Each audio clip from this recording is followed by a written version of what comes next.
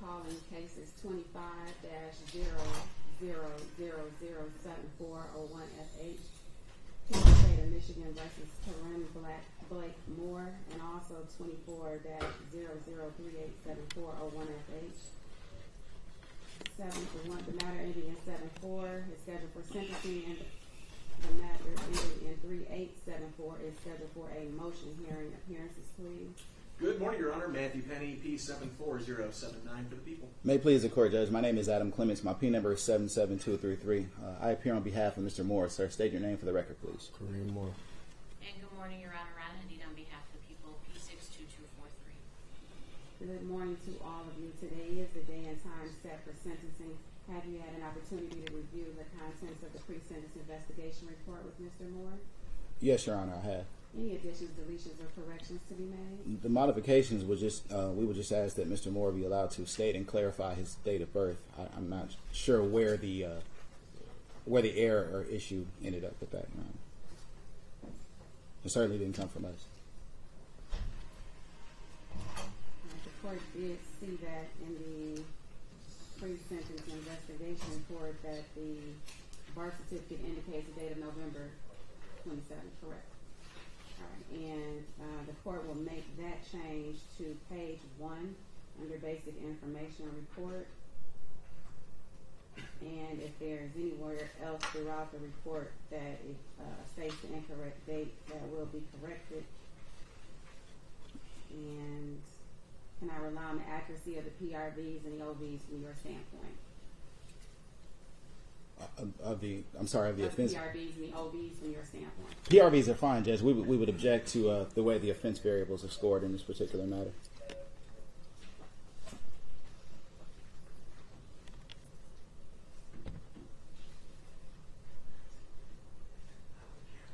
You object to the scoring of all of the offense variables? Particularly, Judge, OV3 is scored at 100 points. We find that to be unfounded and unsubstantiated based upon case law and what actually happened in terms of what the defendant actually pled to in this matter. Before we get to that, Your Honor, may I make one correction to the body of the pre-sentence report?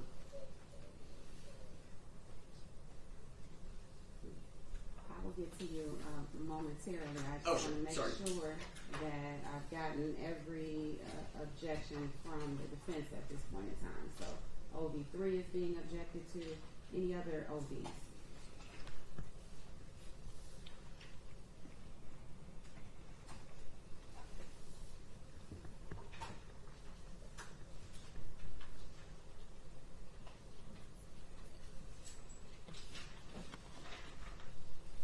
OV19 is scored at 10 as well, Judge. We'd object to that also.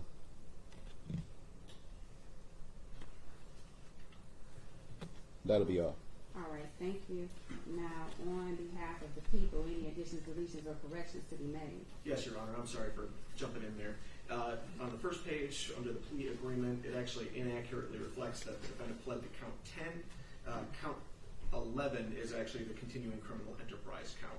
So we would just ask that reference to count 10 be struck. And you are on what page? This is page 1 of the pre-sentence investigation report listing under current convictions.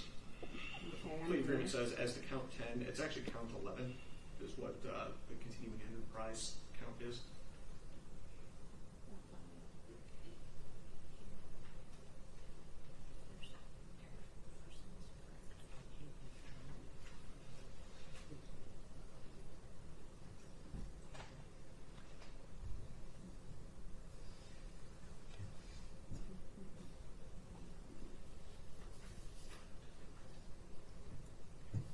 That correction will be made. Count 11 is the, you said, criminal enterprise? That's correct, Your Honor. Any other additions, deletions, or corrections on behalf of the people? To the body of the report, no, Your Honor, I think that's sufficient. And from your standpoint, can I rely on the accuracy of the PRVs and the OVs, or do you have some changes as well that you're requesting? I am requesting points on OV1, that'd be 25 points. And then the remainder, I think, is accurate.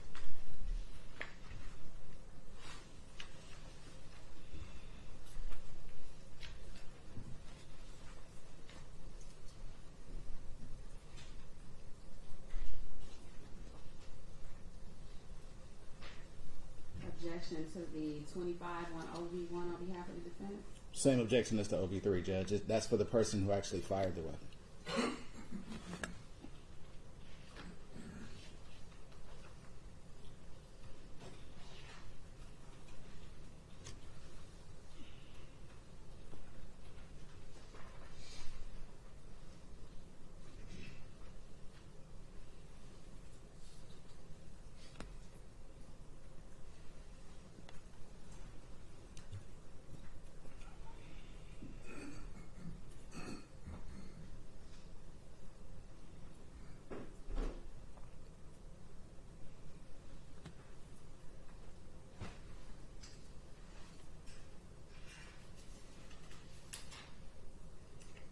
Argument with respect to the adding of 25 points for OV1? So it's kind of a universal argument for OV1 and OV3. Being cognizant of the holding in Dupree, respectfully, we do not believe that Dupree applies to a criminal enterprise count. The entire point of a continuing criminal enterprise count is that you are directly being held responsible for the actions of the broader enterprise. That's why you can be charged with predicate acts that you yourself did not commit, so long as they are part of the broader criminal enterprise that you are knowingly participating in. If that is the theory, Dupree cannot hold, because Dupree does not bar scoring for OV1 and OV3, because that is part and parcel of what you are being punished for. You're being punished for the entire conspiracy itself, Your Honor.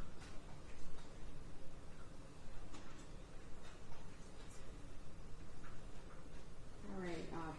On behalf of the people, you might as well give me the argument regarding OV19 as well.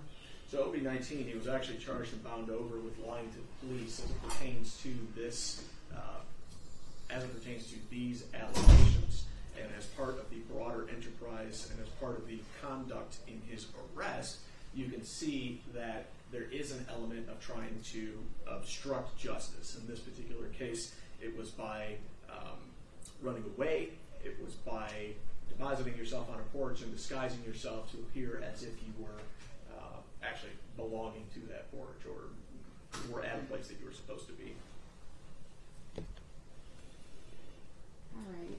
Additional response from the defense?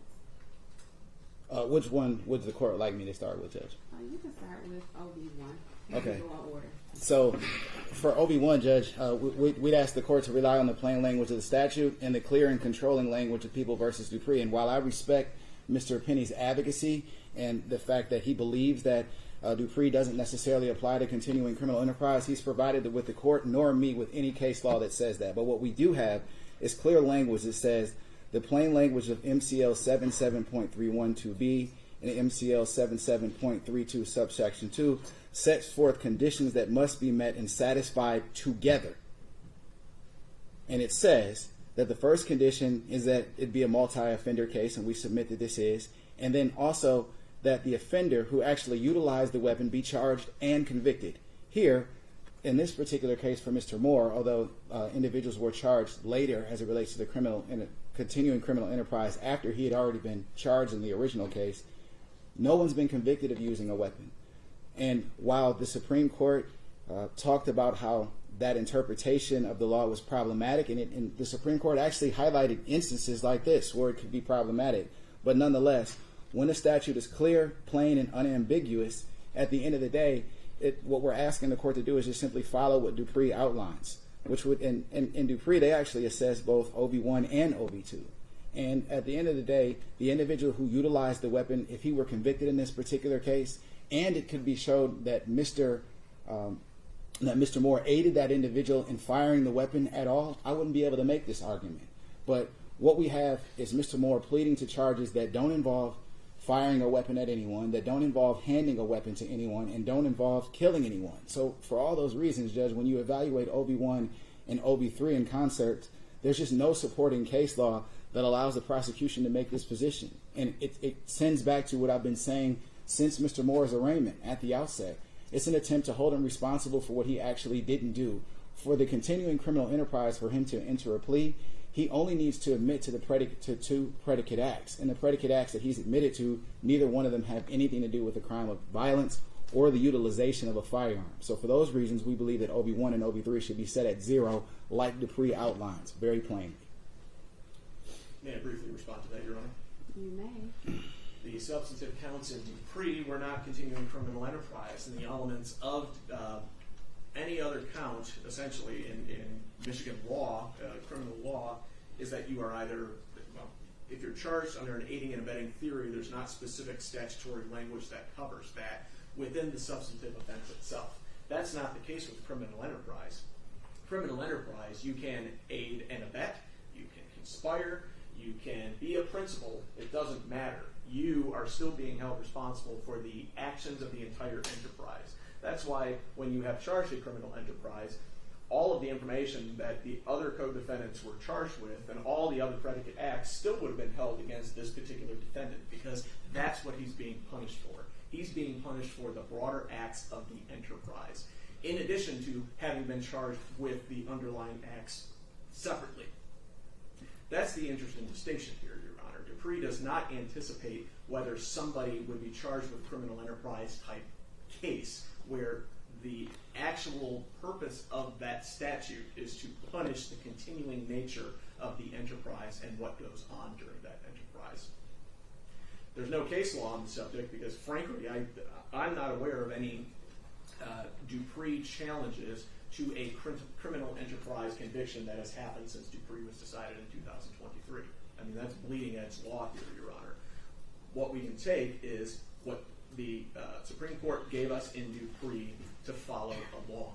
This particular defendant pled to a count that necessarily embodies the actions of other individuals. That's different than being an aider and abetter under, for instance, an armed robbery theory or a home invasion theory. Respectfully, Judge, brother counsel doesn't answer the counterpoint. Charged and convicted.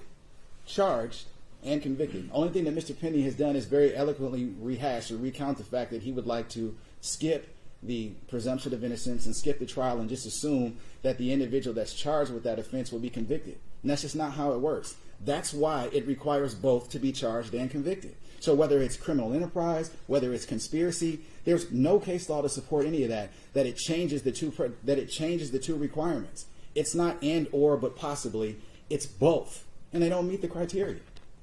And that was MCL 763.12. I think I missed a portion of that. MCL 77.312 paren B, and MCL 77.32 subsection 2. Repeat. This is going to be on page 6 of the opinion from Dupree, and the MCL is 777.31 subsection 2 subsection B. Thank you. And MCL 777.32 subsection 2.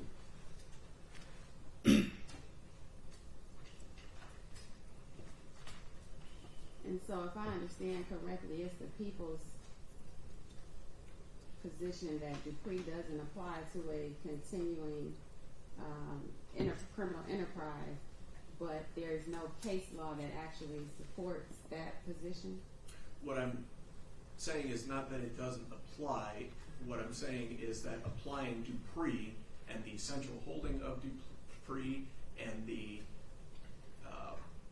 logic and justification of Dupree would not apply in a criminal, or when applied to a criminal enterprise context, would actually hold him responsible for directly responsible for the acts that somebody else did.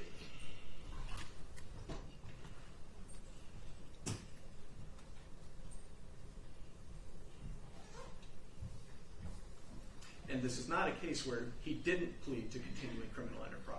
He did plead to continuing criminal enterprise. There was probable cause shown, well, actually stipulated to, that yes, indeed, all of these predicate acts, there's probable cause to bind this over to the circuit court. So it's not as though we're just making this up out of nothing. This is how it was charged. This is what the allegation is. And it always has been. And this also isn't a case where, well, we don't know who the co-conspirators are. Well, there's not anybody else charged. What would be, if we were trying to score points on an aiding and abetting theory for, call it armed robbery, or if he had been charged with the substantive offense of murder of a police officer, then yeah, he's not the one who pulled the trigger, and there wasn't a conviction to go along with it. Certainly seems like Dupree probably would have had something to say about that. But that's not the situation we're in. What he's being sentenced for is continuing criminal enterprise.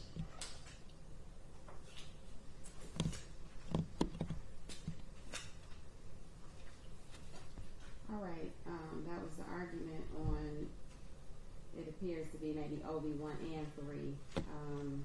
Any additional argument on behalf of the defense regarding OB 19 being sworn at 10? I believe the argument that Brother Counsel made for the interference with the administration of justice was that Mr. Moore lied to the police by saying, "I don't know." So that's inaccurate, Your Honor. I said it's because he ran to a different porch and changed his clothing to conceal his identity. Right, I was getting to that. Okay. All right, if defense counsel can continue, and then if we need to hear from the people again, then we will. Thank you.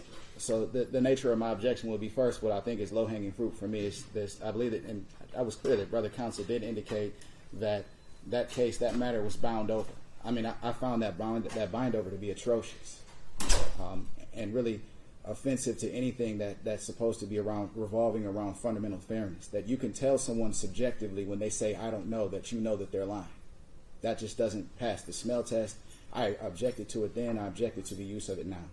Now, as it relates to, it seems like what the meat of the prosecution's argument is for the administration with the interference of justice, it would, at the time that the alleged flight had taken place or that Mr. Moore was running or moving to a different location, he wasn't being pursued by law enforcement at that particular time. When law enforcement encountered them on that particular porch, he followed every instruction that he was asked.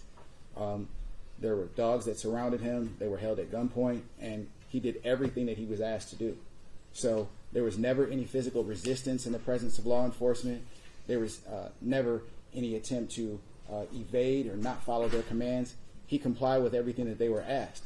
So once law enforcement reached him on that particular property, and it's all captured on ring cam and body cam, he complied with everything that he was asked to comply with. So I don't think that counts as interference of the administration of justice. He certainly was not required to wait by the car where there could have potentially been more gunfire, especially when he wasn't firing a gun. So I don't think that the court should score 10 points for OB-19 either. I'm asking that it be scored at 0. All right, thank you for that. Anything else on behalf of the people regarding argument on OBs? There have been other cases where defendants do things like move bodies, conceal evidence, things of that nature, where points are properly scored for it. You don't have to stop. The question is, what did you do? Did you own up to it? No. Well, then you're interfering with the administration of justice by running and trying to hide and conceal yourself, since you are part of the evidence, the body of evidence in the case, Your Honor.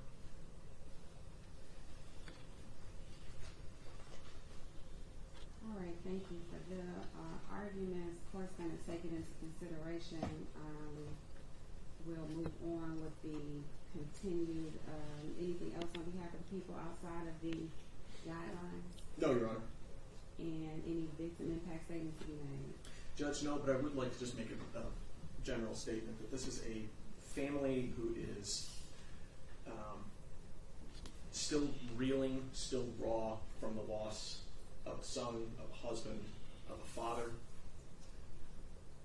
This is just the first step in a much longer process that this poor family has been enduring for the last 11 months. There's going to be more days, there's going to be more hearings, there's going to be far more that they will be dealing with for the rest of their lives, no doubt. But we are hopeful that by at least starting to turn the page, by getting some forward progress made here, that the process of healing can truly begin and that they can start to find a way to move forward. Thank you. Any census recommendation on behalf of the people? We ask you to adopt the sentence agreement, please, Your Honor. Thank you. Anything else on behalf of Mr. Moore? Judge, on behalf of Mr. Moore, I would just like to say that, from the outset, from the time that I met him back in the summer of 2024, and met him and his family, he's been very easy to represent. There have been a lot of things that have been written about him and said about him in terms of individuals calling him a murderer and things of that nature, and we know that that's not true. There were things that were said about him when he was released on bond, that he was a danger to the community, that he wouldn't be compliant, that he wouldn't come back to court. He's done all those things. Always been here, always been on time, never been late, done everything that I've asked him to do. He even managed to find a job despite being excoriated during the bond period. And Mr. Moore stands before the court accountable for his actions. And I submit to you, he's accepted accountability, really, Judge, at the highest of court. And I've been with Perkins Law Group for 12 years now. I've had thousands of cases in the Wayne County Circuit Court. I've never had an 18-year-old client, a 19-year-old client that has pled the charges of this nature and received no heightened consideration at all. Just haven't happened. Haven't had it happen. And I still think he should get that. I mean, I've provided a detailed memorandum to that effect. I know that Brother Counsel and his supervisory team, and credit to Mr. Penny, he ran my request up the chain, and the chain saw it differently than I see it. And I evaluate the situation as a young man who made some egregious mistakes, but he's not a young man that can't turn his life around, that can't right his ship. And regardless of where the court falls in terms of how his guidelines will be scored based upon the offense variables and things of that nature, even still, this court still has the ability to sentence Mr. Moore to the Thumb Correctional Facility. Whether that happens or not, one thing that I am confident is that this young man will have an opportunity when he gets out to try to turn his life around. And I think that when you evaluate this case as a whole, and you evaluate the fact that it's clear that there's carjackings that are charged within the criminal enterprise. There's a homicide that's charged within the criminal enterprise. He didn't do any of those things. And I appreciate from the standpoint that one could say, well, that's a part of the enterprise. Well, he took responsibility for what he did. He helped procure a stolen car. He had a firearm that he didn't shoot. And frankly, when the incident took place, he didn't wait by the scene. And one could say essentially, in terms of whether or not he was cooperative with law enforcement, Judge, he was afraid. This is a young man. At the end of the day, there are certain things that Mr. Moore can and can't do simply because of his age. And when he's in that interrogation room and he was being pressed, he was afraid of what answers that he could provide and how that would impact his life when he got out, afraid of how that would impact his family. And I appreciate that the government would like to know who the additional person was that was in the vehicle. The government would like for Mr. Moore to tell them who the actual shooter was. I appreciate that they want all this information. But to put the hammer down on him in this particular fashion because he was not per se cooperative and not take into account the offender's age, not take into account the fact that he had a minor role, and sentence him to prison to 5 years is just not something that I think reflects a fair manner in terms of how justice hashes itself out. With that being said, Judge, if the court is not inclined to grant our renewed request that he be able to be sentenced to height of prison, then we'd ask the court follow the sentencing agreement. Thank you. All right, Mr. Moore, today is the day and time set for sentencing. Anything you'd like to say to the court? No, ma'am.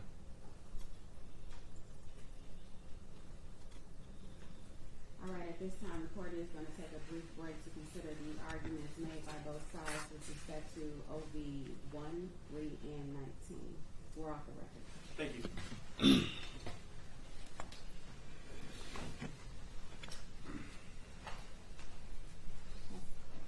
Contact been made of Mr. Carter?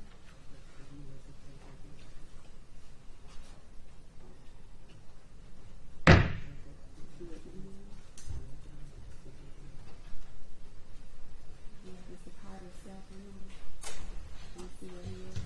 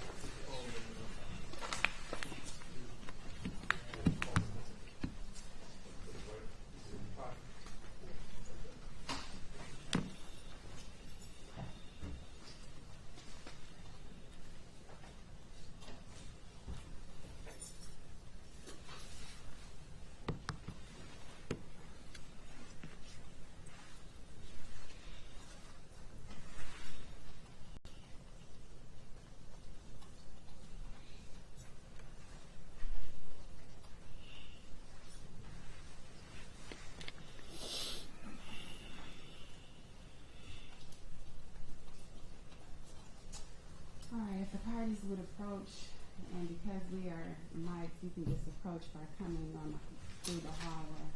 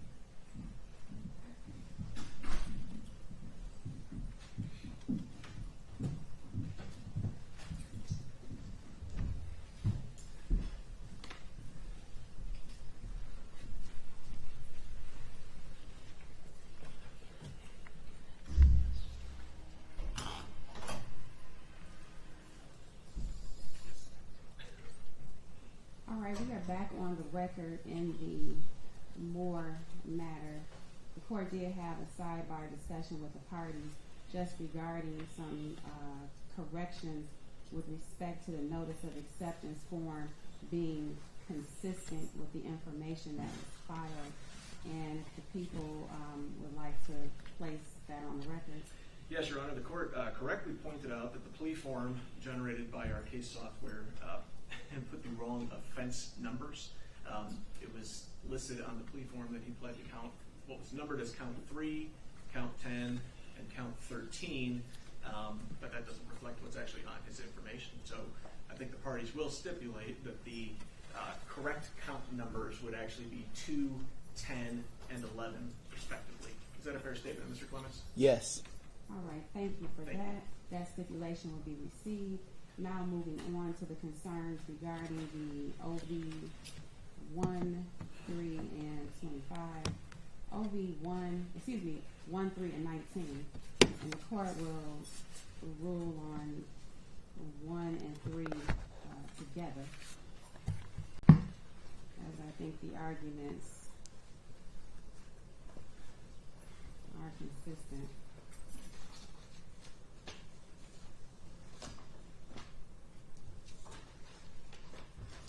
The court has had an opportunity to reread the Dupree case, and the court wants to note some important language from that case.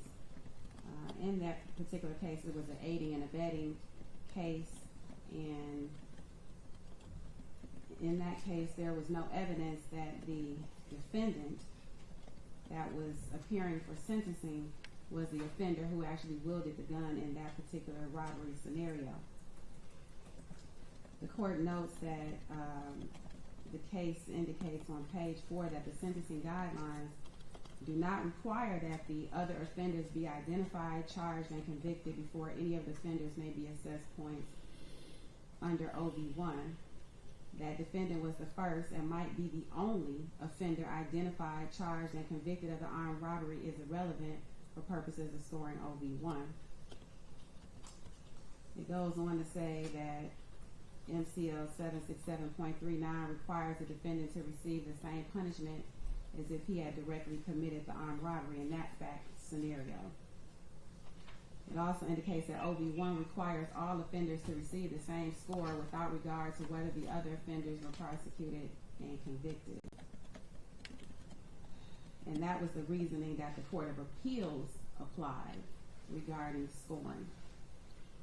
But the Michigan Supreme Court disagreed with that particular reasoning.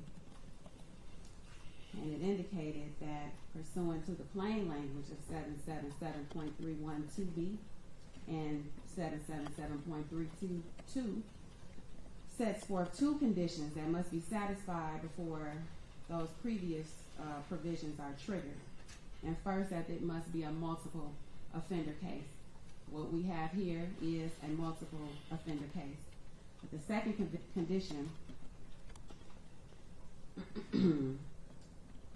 is regarding the charging and the conviction of the other defendants. And the Supreme Court noted that, however, defendant was the only person charged and convicted of armed robbery. No other offender has been charged or convicted, let alone assessed points for possessing a weapon. Therefore, the second condition requiring another offender to have been assessed points for possessing a weapon was not satisfied. Those same facts occur in this case that I have before me right now. There has not been another offender who has been assessed points under OV 125 or any OV for that matter. The ruling goes on to say that since the defendant was the only person arrested, convicted, and assessed points under OVs 1 and 2, points could only be assessed under OVs 1 and 2 if he had possessed and or used the weapon himself. And in this particular case, in the prefacts, there is no contention that he did so. Therefore, the Supreme Court held that no points should have been assessed for OV 1 and 2 in this particular matter.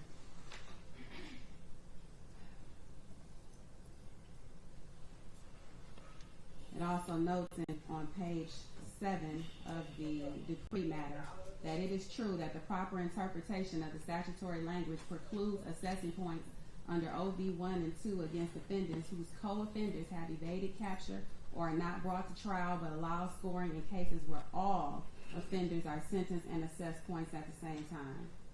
This might strike some as an incongruous result, but this is a policy decision left to the legislature, not the judiciary.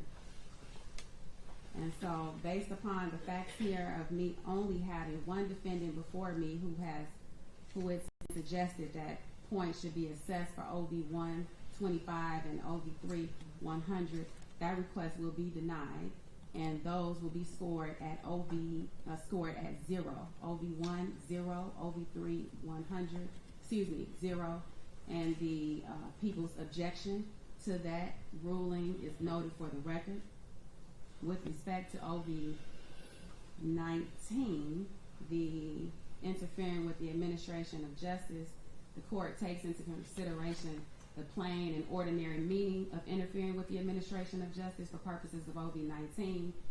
Interference with the administration of justice is something more than a suspect's denial of culpability, and that's citing People versus DeWeird 511 Mich 979, a 2023 case. And in that case, some examples were given regarding the interference with the administration of justice, including actions that actively redirect the investigation, that attempt to or successfully conceal evidence from law enforcement, that attempt to or successfully prevent witnesses from testifying or providing evidence, that attempt to or successfully prevent law enforcement from being able to arrest the defendant. The court notes that OV-19 is generally scored for conduct that constitutes an attempt to avoid being caught and held accountable for the sentencing offense. In this particular matter, there was some evidence that the defendant was found sitting on a porch, but there was no evidence that when he was approached by the police that he somehow ran or gave a fake name or anything of that nature. So the court also is not going to score 10 points for OV-19. It'll be scored at 0 as well. Any objection from the people?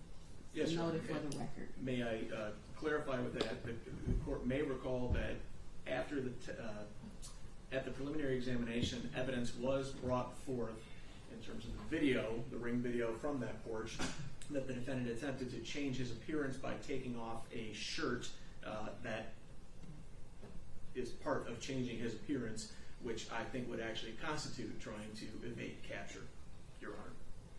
Anything on behalf of Mr. Moore? No. All right, the court's ruling stands and objection is noted for the record. Continuing with sentencing.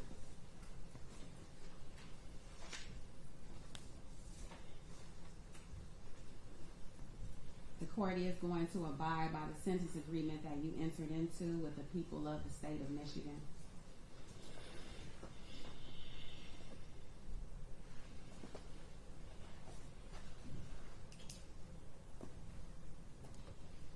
And as to what is the corrected count to, count 2, receiving and concealing a motor vehicle, the court sentences you to 1 to 5 in the Michigan Department of Corrections. As to count 10, weapons, felony firearm, the court sentences you to the 2-year maximum, which will be consecutive with and preceding count 11, which is the criminal enterprise. And the court sentences you in that matter to 3 to 20 years in that matter, for that charge. You must pay a crime victim assessment fee in the amount of $130. Court costs are waived. You must pay $204 in state costs. There is jail credit of 16 days. Is there a motion from the people? Vote to dismiss case number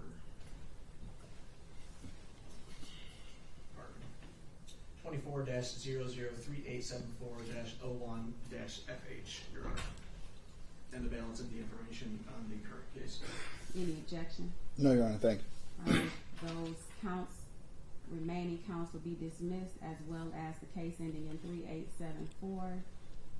You may file an application for leave to appeal your conviction and sentence, and if you choose to do so, you must do so within 42 days. If you cannot afford an attorney, the court will appoint an attorney and furnish the attorney with portions of the record and transcript necessary to handle your appeal. This request must also be made within 42 days. Is there the acknowledgement for the record that I have given Mr. Moore his appellate rights? Yes, Your Honor. We're completing it now, and then the date. Anything else for the record from the people?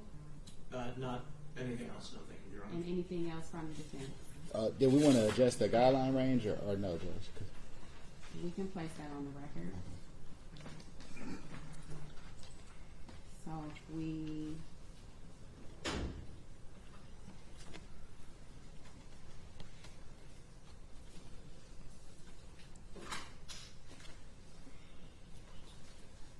That appears so that to would be, mean that, I'm sorry, go ahead. I'm sorry, that appears to be a PRD of 10, OV of 30, making him a C3 on the B grid, 36 to 60, Your Honor.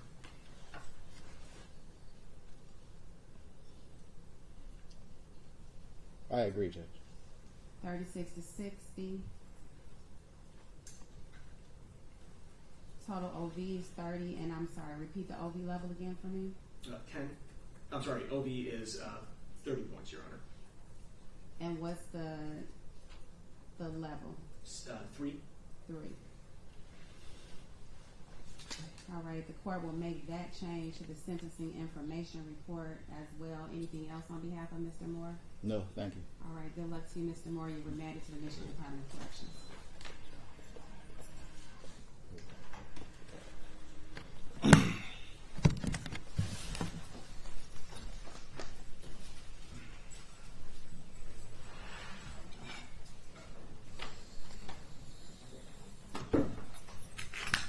Thank you, Your Honor.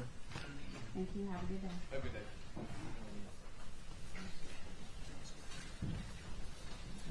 My house seat on this highway.